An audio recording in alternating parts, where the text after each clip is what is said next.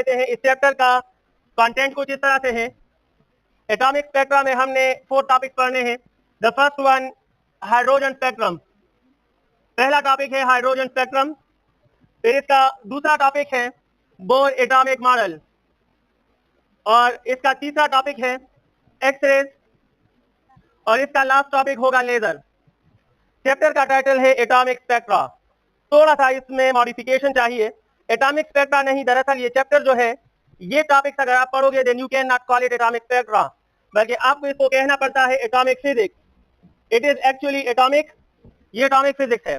Why it is atomic physics, why it is not atomic spectra? Title तो atomic spectra है, क्योंकि अगर ये एटॉमिक स्पेक्ट्रा होता, अगर ये एटॉमिक स्पेक्ट्रा होता तो इसका पहला टॉपिक होता हाइड्रोजन स्पेक्ट्रम, इसका दूसरा टॉपिक होता हीलियम स्पेक्ट्रम, इसका तीसरा टॉपिक होता लिथियम स्पेक्ट्रम, और हद तक इसमें जितने भी टॉपिक्स थे एक एक के स्पेक्ट्रम ही डिस्कस होते। The study of spectra is called atomic spectra. और हाइड्रोजन के एटम का स्पेक्ट्रम, हीलियम के एटम का स्पेक्ट्रम, लिथियम के एटम का स्पेक्ट्रम, बेरिलियम के एटम का spectrum, so it means you are dealing atomic spectra. Why the chapter is atomic physics? Because atomic physics उन सारे प्रोसेसेस को बोलते हैं, वो सारे प्रोसेसेस जिनका ताल्लुक इलेक्ट्रॉन्स इन ऑर्बिट से हो। Electrons in, what are the constituents of atomic physics? Atomic physics में हम क्या क्या पढ़ते हैं? हर वो प्रोसेस पढ़ते हैं जिसका ताल्लुक इलेक्ट्रॉन इन ऑर्बिट से होता है। तो इसमें पहला टॉपिक है हाइड्रोजन स्पेक्ट्रम, और आप सब जानते हैं कि स्पेक्ट्रम ऑफ हाइड्रोजन तब बनता है जब इलेक्ट्रॉन हाई ऑर्बिट से, तो मैं नहीं, आप खुद समझ गए कि सर हाइड्रोजन स्पेक्ट्रम का ताल्लुक इलेक्ट्रॉन इन ऑर्बिट से है या नहीं है। फिर इसके बाद अगर दूसरा होता है हीलियम स्पेक्ट्रम, मैं कहता कि ये स्पेक्ट्रा है, लेकिन दूसरा क्या है? Bore atomic. और बोर एटॉमिक मॉडल में पहला पोस्टुलेट क्या है कि electron revolving around nucleus in circular. दूसरा पोस्टुलेट क्या है कि इलेक्ट्रॉन उन ऑर्बिट में घूमेगा जिनमें एंगुलर मोमेंटम h/2π का मल्टीपल होगा। तीसरा पोस्टुलेट क्या है कि जब इलेक्ट्रॉन हाई ऑर्बिट से लोअर ऑर्बिट में जंप लगाता है तो एनर्जी रेडिएट करता है। कहना क्या चाहता हूं, अगर आप बोर एटॉमिक मॉडल को देखें तो इसकी हर बात का ताल्लुक इलेक्ट्रॉन इन ऑर्बिट से है। So it is also a topic of atomic physics. X-ray क्या है? प्रोडक्शन ऑफ एक्सरे पढ़ेंगे तो इनर शेल ट्रांजिशन से पैदा होते हैं। When electron jumps to K shell, K X-ray पैदा होते हैं। When it jumps to L shell, L X-ray पैदा होते हैं। When it jumps to L M shell, M X-ray पैदा होते हैं। तो एक्सरे का भी ताल्लुक इलेक्ट्रॉन इन ऑर्बिट से है। और लेजर में पॉपुलेशन इन्वर्जन होता है, और पॉपुलेशन इन्वर्जन में 3 स्टेट्स इन्वॉल्व है, स्टेबल स्टेट, मेटास्टेबल स्टेट और अनस्टेबल स्टेट। अनस्टेबल स्टेट और स्टेबल स्टेट में जब इलेक्ट्रॉन की तादाद कम हो जाए और मेटास्टेबल स्टेट में इलेक्ट्रॉन की तादाद ज्यादा हो जाए, the situation is called population inversion, और वो भी ऑर्बिट एंड इलेक्ट्रॉन से ताल्लुक रखता है। कहना ये चाहता हूं कि चैप्टर का जो कंटेंट है वो इलेक्ट्रॉन इन ऑर्बिट के बेस से लिया है, वो स्पेक्ट्रम के बेस से, तो हम इसको एटॉमिक स्पेक्ट्रा नहीं एटॉमिक फिजिक्स कहेंगे। What is the difference between atomic physics and atomic spectra? Atomic spectra is a part of atomic physics, atomic spectra is a part of atomic physics. तो हमारा chapter atomic physics है। पहला topic पढ़ाऊंगा, किस sequence से पढ़ाऊंगा आप देखिएगा। हमारा पहला टॉपिक है हाइड्रोजन स्पेक्ट्रम। स्टार्ट ले रहा हूं, और हाइड्रोजन स्पेक्ट्रम में मैं बातें करूंगा फर्स्ट ऑफ ऑल स्पेक्ट्रम से रिलेटेड, और स्पेक्ट्रम पे बात करने के बाद फिर मैं आपको बातें बताऊंगा हाइड्रोजन स्पेक्ट्रम की। फिर उसके बाद हम हाइड्रोजन स्पेक्ट्रम पे बात करेंगे, इसकी सीरीज वगैरह पे बात करेंगे। हाइड्रोजन स्पेक्ट्रम में फिर 2 फैक्ट्स हैं, 3 फैक्ट्स हैं। एक इसका इंफॉर्मेशन है, क्वालिटेटिव इंफॉर्मेशन जो आपको याद रखनी होंगी, जिसका कोई कॉन्सेप्ट नहीं होता। दूसरी तरफ एक न्यूज है या हिस्ट्री है, और फिर हम इसका फॉर्मेशन पढ़ेंगे, और लास्ट में फिर इसकी क्वांटिटेटिव बिहेवियर या मैथमेटिकल फॉर्म पढ़ेंगे। वेवलेंस, फ्रीक्वेंसीज, टाइम पीरियड के वैल्यूज या कॉरेस्पॉन्डिंग ऑर्बिट की वैल्यूज वगैरह वगैरह, एनर्जीज डिफरेंसेस, जो कुछ भी है वो लास्ट में पढ़ेंगे। ये मेरे इस पहले टॉपिक का स्केच होगा। अब मैं स्पेक्ट्रम पे बात करूंगा, फिर हाइड्रोजन स्पेक्ट्रम में इंफॉर्मेशन पे बात करूंगा, और फिर आगे जहां तक हम जा सकते हैं अलॉन्ग विद एमसीक्यूज आपके साथ शेयर करूंगा। फर्स्ट हम स्पेक्ट्रम डिफाइन करते हैं। What is a spectrum? तो जनाब स्पेक्ट्रम क्या है? ये सीक्वेंस है, इस सीक्वेंस से जाते हैं। हमारे डिस्कशन में है spectrum. The first sentence about spectrum is, what is spectrum? It is the arrangement of electromagnetic waves. It is the arrangement of electromagnetic waves. Electromagnetic waves मैंने जनरल लफ्ज इस्तेमाल किया, डेफिनेशन में आप 6-7 लफ्ज इस्तेमाल कर सकते हो। इलेक्ट्रोमैग्नेटिक वेव्स की जगह आप अरेंजमेंट ऑफ फोटॉन्स कह सकते हो, आप अरेंजमेंट ऑफ कलर्स कह सकते हो, आप वेवलेंथ कह सकते हो, फ्रीक्वेंसीज कह सकते हो, लाइंस कह सकते हो, इवन रेज कह सकते हो। The arrangement of rays, the arrangement of colours, the arrangement of photons, the arrangement of wavelength, the arrangement of frequencies, लेकिन इन सब का एक जनरल जड़ क्या है? Electromagnetic wave. इट मींस कि हर स्पेक्ट्रम में क्या होता है? इलेक्ट्रोमैग्नेटिक वेव्स होते हैं। हर स्पेक्ट्रम में क्या होता है? All spectra corresponds to electromagnetic waves. selected electromagnetic waves in order. अगर इलेक्ट्रोमैग्नेटिक वेव्स को आप ऑर्डर में सिलेक्ट करो, ये स्पेक्ट्रम कहलाता है. Anyhow, the arrangement of electromagnetic waves, the arrangement of wavelengths, the arrangement of colors in an order.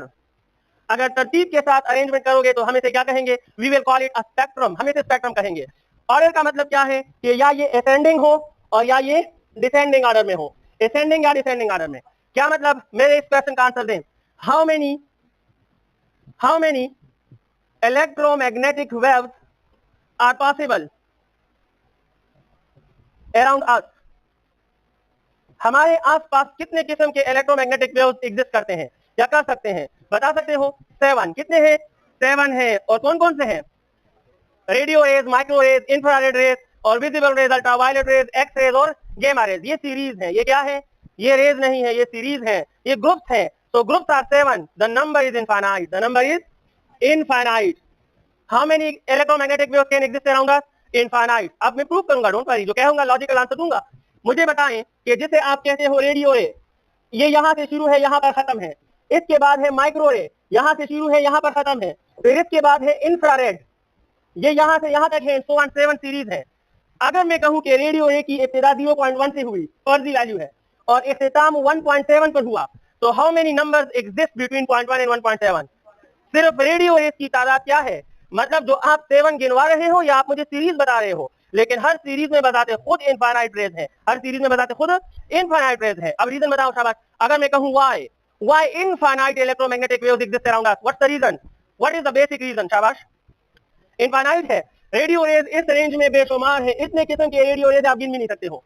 और इसके भी है पुअर क्वालिटी के radio rays are used in communication on the surface of Earth, and best quality radio rays are used in communication of satellites.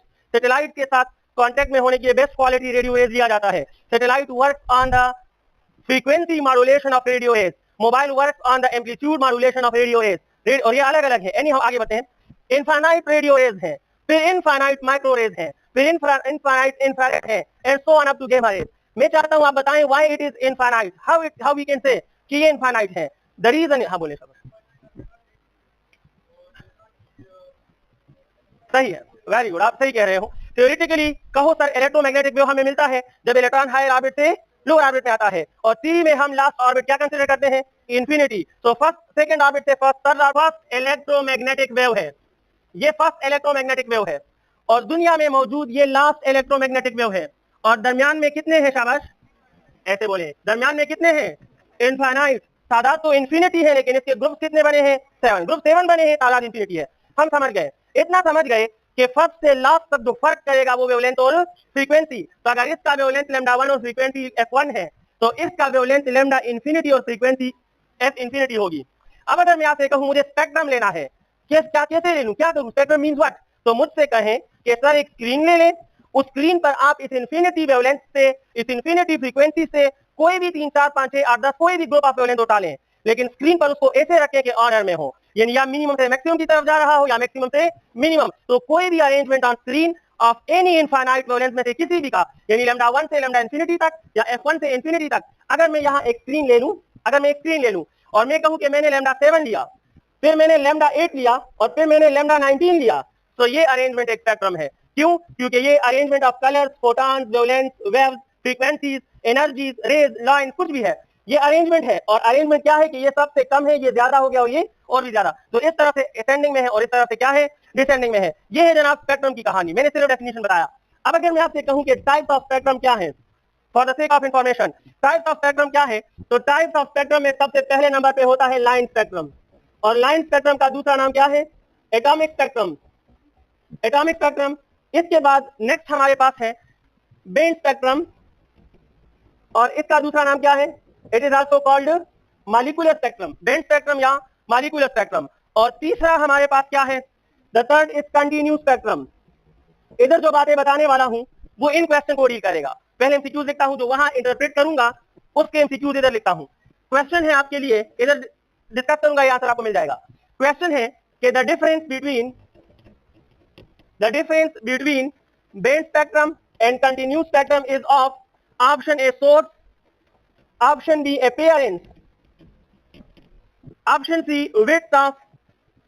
Width of colour, या wavelength का हो या colour का हो, आपकी मर्जी है, और option D both A and B. Band spectrum में और कंटिन्यूस स्पेक्ट्रम में जो फर्क होता है इनमें से कौन से होते हैं? शाबाश, option C, width of colour या सोर्स या अपीयरेंस। शाबाश, इजी है, मुश्किल नहीं है। क्या होगा आंसर? अच्छा सुने, मैं आंसर ढूंढ लेता हूं। लाइन स्पेक्ट्रम और एटॉमिक स्पेक्ट्रम वो स्पेक्ट्रम होते हैं जिनका सोर्स होता है atoms of single element. Atoms of single element, एक एलिमेंट के एटम से जो स्पेक्ट्रम बनता है वो एटॉमिक स्पेक्ट्रम या लाइन स्पेक्ट्रम कहलाता है। और एटम्स ऑफ सिंगल एलिमेंट और इसका अपीयरेंस क्या होता है? अपीयरेंस इस तरह होते हैं कि large gap between two wavelength, किसी भी दो वेवलेंथ के दरमियान जो गैप होता है वो बहुत बड़ा होता है, बहुत बड़ा गैप होता है। क्या मतलब है मेरा? फर्स्ट करो ये स्क्रीन है और एक वेवलेंथ यहां पर है λ1, दूसरा यहां पर है, तो देखो गैप काफी बड़ा है, तो समझ जाना कि ये स्पेक्ट्रम किस चीज से बना है? The spectrum is obtained from atoms of single element. और इसको हम लाइन स्पेक्ट्रम क्यों कहते हैं? क्योंकि वेवलेंथ बिल्कुल लाइन वाली जगह पे है, ज्यादा जगह पर मौजूद नहीं है, तो अपीयरेंस ये है कि गैप बहुत ज्यादा है। बेंड स्पेक्ट्रम याद रखें कि इसका जो सोर्स होता है या वो मॉलिक्यूल्स होते हैं और या वो मिक्सचर ऑफ एटम्स होते हैं ऑफ डिफरेंट एलिमेंट्स। मुख्तलिफ एलिमेंट्स के एटम्स को आपस में मिक्स कर दो, उसके बाद उससे जो स्पेक्ट्रम बनाओगे वो स्पेक्ट्रम कहलाता है मॉलिक्यूलर स्पेक्ट्रम या बेंड स्पेक्ट्रम। और इसका अपीयरेंस क्या होता है? अपीयरेंस इसका मॉलिक्यूलर स्पेक्ट्रम का जो अपीयरेंस होता है वो in the form of bands होता है। यानी बेंड्स मीन कि वो आपस में टच होते हैं, नो गैप। मैंने बेंड्स लिखा लेकिन गैप ना लिखो, नो गैप। दो कलर या दो वेवलेंथ के दरमियान कोई गैप नहीं होता, यानी जहां एक कलर खत्म वहां से दूसरा कलर या दूसरा वेवलेंथ शुरू। एक्स्ट्रा पॉइंट क्या है? But boundaries are clear, boundaries are, इसके बाउंड्रीज जो होते हैं वो बिल्कुल क्लियर और वादे होते हैं। बाउंड्रीज क्लियर्ड और gap zero, boundaries clear. Furthermore continuous spectrum का जो सोर्स होता है वो हॉट प्लस शाइनिंग ऑब्जेक्ट, यानी स्टार्स, सन वगैरह, इससे जो स्पेक्ट्रम बनता है वो कंटिन्यूस स्पेक्ट्रम है। हॉट मीन थाउजेंड या हंड्रेड्स ऑफ डिग्री सेंटीग्रेड, लाखों डिग्री सेंटीग्रेड पर हो, तो जनाब source of continuous spectrum is hot and shining object. और इसका अपीयरेंस देखें हमारे सामने ये स्पेक्ट्रम कैसे बन जाता है? तो पहली बात ये है कि नो गैप। अपीयरेंस क्या होते हैं? इसमें λ1 और λ2 के दरमियान कोई गैप नहीं होता, लेकिन फर्क क्या है? नो गैप के बाद याद रखिए boundaries are not cleared, boundaries are not cleared, इसमें बाउंड्रीज क्लियर्ड नहीं होते। अब देखो बेटा, जी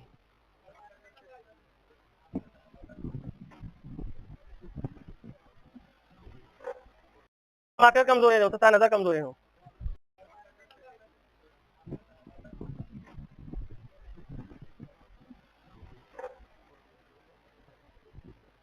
टमाटर कमजोर है, तथा नजर कमजोर है। दोला खबर दी ठीक रखना। आतिम कौन सा तुमको?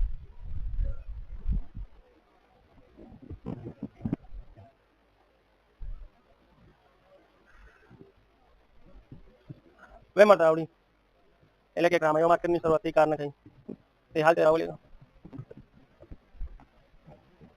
अच्छा देखिए जनाब, तब तक गुजारा करें, ठीक है, मार्कर आ रहा है, ठीक ना? दस्तर के दिखाते कवर जब काटे सुनिएगा, अपीयरेंस में no gap plus boundaries are not clear. Let me draw it please. Rowdy 2 minute के राउडी साहब होता ना शेयर से मैं खानी होनी हूं। अच्छा सुनिए हमारे स्टूडेंट, सुनिए प्लीज। ये है जनाब हमारे पास एक स्क्रीन, ये है एक और स्क्रीन, और ये है एक और स्क्रीन। एक पर कंटिन्यूस स्पेक्ट्रम बनाऊंगा, एक पर बेंड स्पेक्ट्रम बनाऊंगा और एक पर लाइन स्पेक्ट्रम बनाता हूं। बस ठीक है, ये इंशाल्लाह दादी दादा बोल दावा ना दाब लेकर कबल ना दादू नहीं। अच्छा एक पे लाइन स्पेक्ट्रम बनाते हैं, सुने प्लीज। अगर λ1 इधर है और λ2 इसके आसपास ना हो, काफी गैप के बाद हो, λ3 इसके काफी गैप के बाद हो, तो अपीयरेंस ऐसा हुआ कि large gap between any two lambdas, any two wavelength, any two colour, तो ये एटॉमिक स्पेक्ट्रा है क्योंकि ये सिंगल एलिमेंट के एटम से बनता है और लाइन के फॉर्म में है तो लाइन स्पेक्ट्रा है।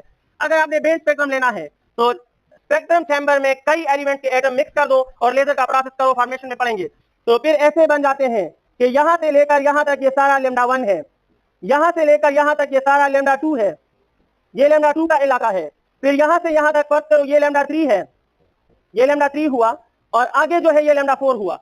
तो अगर आप देखें तो गैप है ही नहीं, जहां एक वेवलेंथ एक कलर खत्म वहीं से दूसरा वेवलेंथ या दूसरा कलर शुरू। तो मॉलिक्यूलर स्पेक्ट्रम या बेंड स्पेक्ट्रम का अपीयरेंस देखें, इनमें गैप मौजूद है, लेकिन बाउंड्रीज क्या है? बाउंड्रीज क्लियर्ड मीन कि ये जो इलाका है इससे इस तरफ वाज़ेह तौर पर λ1 है और इससे उस तरफ λ2 है। कंटिन्यूस में बाउंड्रीज क्लियर नहीं होते, यानी अगर यहाँ तक ये लैम्डा 1 है, इसी के अंदर से लैम्डा 2 स्टार्ट हुआ होता है, आपको पता नहीं चलता कि लैम्डा 1 कहां खत्म हुआ और लैम्डा 2 कहां से शुरू हुआ। अगर बाउंड्रीज क्लियर नहीं है तो ये कंटिन्यूस स्पेक्ट्रम है, अगर बाउंड्रीज क्लियर है तो बैंड स्पेक्ट्रम है। अब आते हैं इस क्वेश्चन की तरफ। पहले बताओ क्या सोर्स में डिफरेंस है? मॉलिक्यूलर स्पेक्ट्रम और कंटिन्यूस स्पेक्ट्रम के सोर्स में डिफरेंस है? इट मीन कि ये ऑप्शन ठीक है ना? क्या अपीयरेंस में डिफरेंस है? बिल्कुल है। एक नो गैप क्लियर बाउंड्री और एक नो गैप और बाउंड्री क्लियर, तो अपीयरेंस डिफरेंट है, तो दोनों का अपीयरेंस भी डिफरेंट है।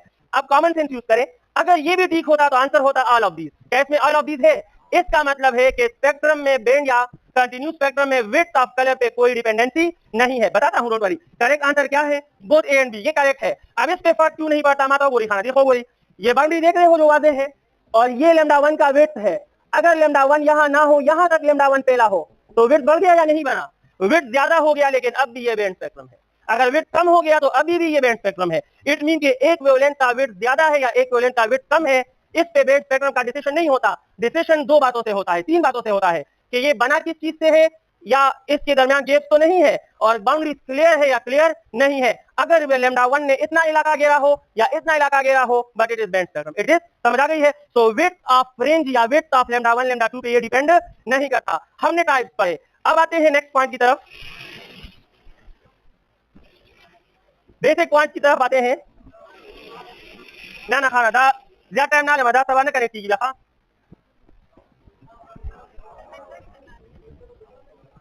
दमनू के लिए मात्र मजाक तो ही करूंगा। 5:30 तक है ना क्लास 5:30 तक भी है, और वही ये लेक्चर खत्म करना है आपका, ठीक है? दरमियान में कल मुझे नहीं याद रहेगा कहां तक पढ़ाया था। एक पॉइंट है जहां पर मैं स्टॉप करूंगा, करेंगे न कोई हम सब आए होते हैं तो वाइज देना मैडम देखो वो इधर देखें। अब बात करते हैं जनाब हाइड्रोजन स्पेक्ट्रम पर। हाइड्रोजन स्पेक्ट्रम के बातों में से मैं आपको सबसे पहले इंफॉर्मेशन वाली बातें बताता हूं। इंफॉर्मेशन वाली बातें बताने से पहले कुछ क्वेश्चंस लिखता हूं, जो भी बातें बताऊंगा इस तरह के क्वेश्चन को डील करेगा। The first question, that hydrogen spectrum was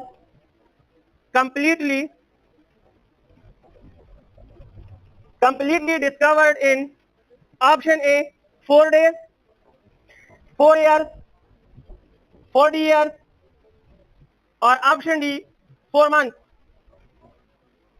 ये वो बातें हैं जिसमें कॉन्सेप्ट नहीं है, मैंने कहा ना, जस्ट इंफॉर्मेशन है हाइड्रोजन स्पेक्ट्रम से रिलेटेड, आपने याद रखनी है। सेकंड क्वेश्चन, यहां जो बातें करूंगा वो इन सारे क्वेश्चन के आंसर होंगे आपके। Second question is the duration gap between Lyman series and Balmer series of hydrogen spectrum. Option A 2 year, option B 2 years का ड्यूरेशन था इन दोनों डिस्कवरीज के दरमियान, या ओनली 2 डेज का डिफरेंस था। Option C it is round about 21 years, और option D none of these. Let me put question भाई पे एक्सप्लेन कर रहा हूं, पहले क्वेश्चन बना लूं ताकि मुझे दरमियान में रुकना ना पड़े। जो पॉइंट्स बताने हैं उससे रिलेटेड क्वेश्चन आप लिख लीजिए। क्वेश्चन नंबर 3, थर्ड क्वेश्चन है,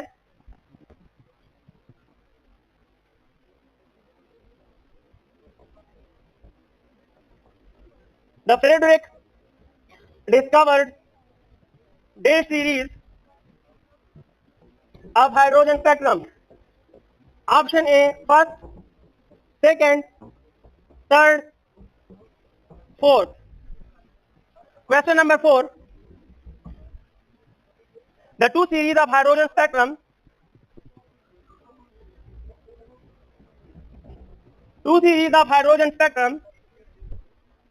discovered by time difference of 2 years. Option A Balmer, Lemon. Option D Lemon, Paschen.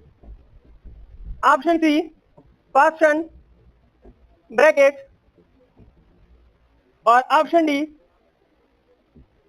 Fund series and Lyman series. Last question, question number 5, information based भाई, कोई concept नहीं, आप history of spectrum पढ़ोगे, इसके answer आपको मिल जाएंगे। Question number 5, if lambda A and lambda B corresponds to series of hydrogen spectrum discovered in 1906 and 1885 respectively. इलाका वाली खबर है कोई खाना जब इजली कम तब मिटाऊंगा मैं मिटाऊंगा खाना खा कब लगाऊं. If lambda A and lambda B corresponds to wavelengths of that series discovered in 1906 and 1885, then FA is equal to FB. Sorry, lambda A is equal to lambda B. Option B, lambda A is greater than lambda B. Option C, lambda A is less than lambda B. और option D none of these. ये काफी है. अब मैं information wise बात आपको बताता हूं जिसमें इन सब के आंसर होंगे. जब हम हाइड्रोजन स्पेक्ट्रम की बात करते हैं, only information based question. Hydrogen spectrum में टोटल कितने सीरीज हैं? 5 सीरीज हैं. आप जानते हैं पहला है जनाब इसमें लेमन सीरीज, दूसरा है बाल्मर सीरीज. मैं इनके क्वांटिटेटिव बातें नहीं कर रहा, इनका मतलब क्या है नहीं कर रहा, वो कल की बात है. आज मैं सिर्फ इंफॉर्मेशन क्वेश्चन का आंसर दे रहा हूं. बाल्मर सीरीज और पास्टन सीरीज, ब्रैकेट सीरीज और फंड सीरीज. अब देखिए लेमन सीरीज एक साइंटिस्ट लेमन ने डिस्कवर किया और लेमन जो था वो अमेरिकन था और ये डिस्कवर हुआ था इन 1906. लेमन सीरीज वाज डिस्कवर्ड इन 1906 और लेमन सीरीज कौन से रीजन में होता है? अल्ट्रा वायलेट में होता है. लेमन ने डिस्कवर किया था, अमेरिकन था, 1906 में किया था और ये अल्ट्रा वायलेट रीजन में एग्जिस्ट करता है. बाल्मर सीरीज जो है ये बाल्मर ने डिस्कवर किया था और Balmer was a Swiss scientist और इसके अलावा इसने ये डिस्कवर किया था 1885 में. Balmer series was discovered in 1885 में डिस्कवर हुआ और ये एग्जिस्ट करता है कौन से रीजन में? विजिबल रीजन में. पास्टन सीरीज, वाटसन जो था ये था, he was a German scientist और इसने ये डिस्कवर किया था 1908 में और ये इंफ्रारेड में होता है. It exist in infrared reason. Brackett series discover किया था फ्रेडरिक ब्रैकेट ने और ये भी अमेरिकन था और ये डिस्कवर हुआ था 1922 में और ये भी होता है जनाब इंफ्रारेड रीजन में. The last series discovered by fund, ये भी अमेरिकन था और ये डिस्कवर हुआ 1924 में और ये भी एग्जिस्ट करता है किस रीजन में? इंफ्रारेड. ये सिर्फ इंफॉर्मेशन वाली बात, इसमें कॉन्सेप्ट नाम की कोई चीज नहीं है. ये आपने याद रखनी है. आप उन क्वेश्चन के आंसर देते हैं. पहला क्वेश्चन है, डोंट आप प्लीज. पहला क्वेश्चन है सर मतलब रो क्लियर करा था काफी गप लगी सफा तो बात का बोला घुमा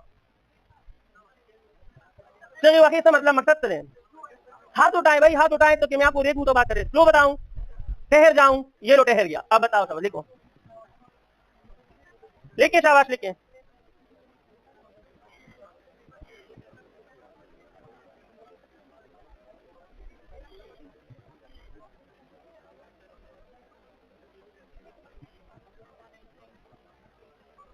क्वेश्चन नंबर 1 देखें. आप तो आंसर दे सकते हो ना, मतलब ये वो चीजें हैं जो समझने वाली नहीं रीड करने वाली होती है. मैंने आपको एक पेज पे बता दिया, आपके लिए आसान है. पहले ये बताओ कि हाइड्रोजन स्पेक्ट्रम कंप्लीट हुआ कितने अरसे में? तो वैसे देखें सबसे पहले जो सीरीज डिस्कवर हुआ था वो 18, the first series discovered in hydrogen spectrum was Balmer क्योंकि 1885 में हुआ था और 1885 and the last series discovered in 1924. Round about कितने ईयर्स बनते हैं? तो approximately you can opt 40 years. You can opt 40 years. तो बताओ हाइड्रोजन स्पेक्ट्रम की कंप्लीट डिस्कवरी कितने सालों में हुई? इट इज कंसर्न्ड विद 40, तकरीबन 40 साल में. ये जिसे स्पेक्ट्रम को हम आज 40 मिनट में आराम से पढ़ लेते हैं, इसकी डिस्कवरी में 6-7 बंदों की तकरीबन पूरी जिंदगी जाए हुई है. 40 साल समझ आ गई है ना? आधी तो होगी. Anyhow next again the duration gap between Lyman series and Balmer series discovery. तो बताएं शाबाश, लेमन सीरीज कब डिस्कवर हुआ? 1906 में और बाल्मर सीरीज. तो the duration between them is 15 and 6 कितने बनते हैं? 21 years. So it means the answer is approximately equal to 21 years. It is the interval between discovery of Lemon and Balmer series. अगर मैं twist करूं और मैं कहूं कि which of the following statement is correct? Option A, Lemon series was discovered 21 years before Balmer series. ठीक है या गलत है? गलत, क्योंकि Lemon series before discover नहीं हुआ था. Balmer series was discovered before Lemon series 2 years before Lemon series. तो ये भी गलत है क्योंकि Balmer series 21 years before. अगर मैं कहूं Balmer series discover 21 years before then Lyman series, मानते हो ना? This option is correct. इस तरह किसी भी दो सीरीज के दरमियान होता है. It is just a sample question. आपके माइंड में हो कि इन्फॉर्मेशन को हम इस तरह के क्वेश्चन में डाल सकते हैं किसी भी सीरीज की कंपैरिजन के लिए. The third question is Frederick discovered कौन सा सीरीज? तो पूरा नाम था जनाब ब्रैकेट का फ्रेडरिक ब्रैकेट समझ गए हो. और इसने डिस्कवर किया था कौन सा सीरीज जनाब? 4th series. ये क्वेश्चन ऐसे भी कर सकता हूं कि the series, the photons, the wavelengths, the colors discovered by Frederick in hydrogen spectrum corresponds to ultraviolet region, infrared region, visible region, none of these. Infrared, क्योंकि फ्रेडरिक ने फोर्थ सीरीज डिस्कवर किया और उसका ताल्लुक कौन से है? इंफ्रारेड से है. तो हम किसी भी तरह मॉडिफाई कर सकते हैं. The answer is option D. इसका आंसर बताएं शाबाश. 2 series of hydrogen spectrum discovered by time difference of 2 years. 2 years का गैप किन दो में था? बाल्मर और लेमन के दरमियान जो गैप था कितने ईयर था? It is 21 years. और लेमन और पास्टन के दरमियान गैप कितना है? काउंट करो ना. लेमन और पास्टन के दरमियान गैप कितना है? पास्टन 1908 और ये 1900, तो इनके दरमियान 2 ईयर्स है. अब पास्टन और ब्रैकेट का देखें 22, ये 1908, ये 1908 है और ये 22 है. इट मीन के 14, इनमें 14 ईयर्स का गैप है. और लेमन और पास्टन के दरमियान कितना गैप है वो खुद देखें. करेक्ट, ये सॉरी फंड और लेमन. आपका आंसर क्या है? ऑप्शन बी ठीक है. ये वो 2 सीरीज है जो 2 साल पहले और बाद में प्रूव हुए. एक पहले आया 2 साल और एक 2 साल बाद में आया. मैं पहले कह रहा हूं कि जस्ट सैंपल वर्डिंग है, मॉडिफाई हो सकते हैं. आप इसे ऐसे अडॉप्ट कर सकते हो कि अगर मैं कहूं Lyman series was discovered 2 years before Paschen series, तो ये ठीक है. लेकिन Paschen series discovered 2 years before Lyman series, ये बात फिर गलत है. समझ गए हो ना? इंटरवल भी लेते हैं. Last question is not an informative question, it is not a little bit informative. इसमें आप a little bit technical word भी यूज करोगे. बताएं क्या है शाबाश. What's the answer? कैसे जज करोगे? लेमडा ए और लेमडा बी के दरमियान कौन सा रिलेशन होगा? What will be the answer? क्या होगा? एक मिनट, ऐसे जज करो. लेमडा ए का ताल्लुक किस चीज से है? वहां रीड करें. लेमन से. गौर से देखें, इसका ताल्लुक लेमन सीरीज से है और लेमन सीरीज कौन से रीजन में होता है? अल्ट्रा वायलेट में. और लेमडा बी का ताल्लुक किस चीज से है? बाल्मर से. और बाल्मर सीरीज का ताल्लुक किस चीज से होता है? और आप जानते हैं कि अल्ट्रा वायलेट की फ्रीक्वेंसी क्या होती है और विजिबल की फ्रीक्वेंसी, और फ्रीक्वेंसी और वेवलेंथ का कौन सा रिलेशन होता है? इनवर्स. तो अल्ट्रा वायलेट वाला वेवलेंथ कम होगा और विजिबल वाला वेवलेंथ, इट मीन के जो बी है वो ज्यादा है और जो ए है वो. So the correct answer is that lambda A is less than lambda B, या lambda B is greater than lambda A. ये हमारे पास आंसर होगा इसका, that lambda B is greater than lambda A. अगर मैंने गलत सर्कल किया तो ठीक कर दे, मैंने आगे बता दिया. एक क्वेश्चन या एक 2 क्वेश्चन और करते हैं.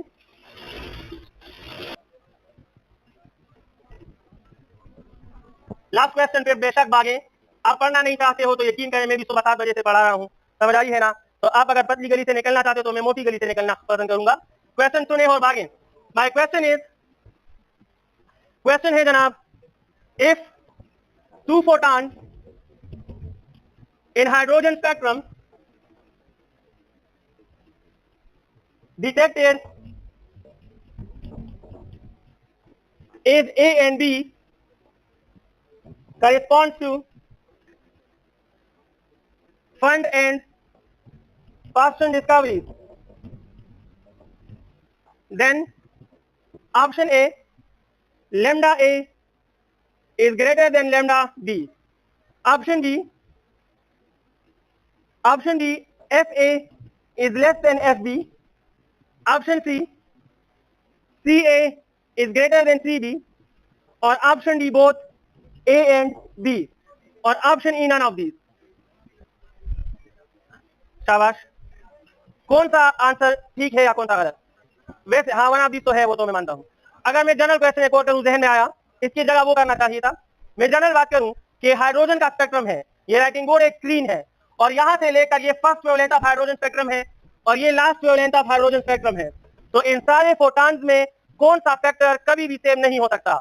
Option A C, option B F, option C lambda और option D both B and C. Both B and C का भी सेम. और स्पीड हमेशा क्या होगा? फर्स्ट फोटॉन से लेकर लास्ट फोटॉन तक स्पीड क्या रहेगा? तो इट मीन कि ये ऑप्शन क्या हो गया? ये तो गलत हो गया. अब सीधी सी बात है, मैंने कहा कि एक फंड सीरीज से ताल्लुक रखता है, तो ए का ताल्लुक फंड सीरीज से है और फंड सीरीज कौन सा रीजन होता है? इंफ्रारेड. और बी का ताल्लुक किससे है? पास्टन से है. शाबाश. और इसका ताल्लुक किस चीज से होता है? अब बताओ, दोनों इंफ्रारेड रीजन से आ गए. अब क्या होगा आंसर? अवल फसाना होगा ना. अवल को अल्ट्रावायलेट अगर फ्रीक्वेंसी ज्यादा ही होता वेवलेंथ कमी और इंफ्रारेड अगर वेवलेंथ ज्यादा हो फ्रीक्वेंसी कमी, उसको दोबारा रीजन पर इंफ्रारेड की दी. अब क्या करोगे? कौन सा कॉन्सेप्ट ऑफ स्पेक्ट्रम यूज होगा? ऑर्डर. क्या ऑर्डर? स्पेक्ट्रम हमेशा तरतीब में होता है. अब गौर से देखिए प्लीज, बात सुने बस जाएं. ये फर्स्ट सीरीज है हाइड्रोजन स्पेक्ट्रम का फर्स्ट सीरीज. ये कहां लाया करता है? अल्ट्रावायलेट. खबर हो गई. फिर बाल्मर दूसरे नंबर पे है, ये कहां लाया करता है? तो भाई ये दो का पोजीशन बता रहा है कि आप फंड की तरफ जा रहे हो तो frequency decreases and wavelength increases. तो अब दोनों इंफ्रारेड में है, लेकिन फंड वाला इंफ्रारेड जो है वो पास्टन वाले इंफ्रारेड के बाद है, और ऑर्डर ऑफ स्पेक्ट्रम इंप्लाइज कि इसकी फ्रीक्वेंसी कम होगी और पास्टन वाले की फ्रीक्वेंसी, क्योंकि उस तरफ जा रहे हो, देखो किधर गया, लेमन सीरीज से फंड सीरीज की तरफ जा रहे हो तो frequency decreases and wavelength increase. हालांकि दोनों का ताल्लुक किससे है? इंफ्रारेड से है। द करेक्ट आंसर इज कि ए जो है वो फंड से है, तो इसका वेवलेंथ ज्यादा होगा। वेवलेंथ क्या होगा? इसका फ्रीक्वेंसी कम और वेवलेंथ ज्यादा, और दूसरा पास्टन है तो इसका वेवलेंथ कम होगा। It mean F B is less than F A. मैं गलत कह रहा हूं, lambda B is less than lambda A, ये बात बिल्कुल ठीक है। तब खबर है कोई नहीं, अब वेवलेंथ और फ्रीक्वेंसी इनवर्स थी ना, तो अगर लेमडा बी कम है तो एफ बी क्या होगा? तो ये भी बिल्कुल ठीक है। And the correct answer is both A and B. समझ गए हो? así te gruno rabandi maka wika khana tikam sabak wai khukini tikam ina wai roda ta समझदार बारू दिखा। और इंशाल्लाह सुबह मिलेंगे 4:30 बजे। 4:30 बजे क्लास होती है, 4 बजे, ठीक है भाई। 4 से 5:15 तक रोजाना क्लास लेंगे, और कल मैं हाइड्रोजन स्पेक्ट्रम में formation of hydrogen spectrum and quantitative factors आपको बताऊंगा।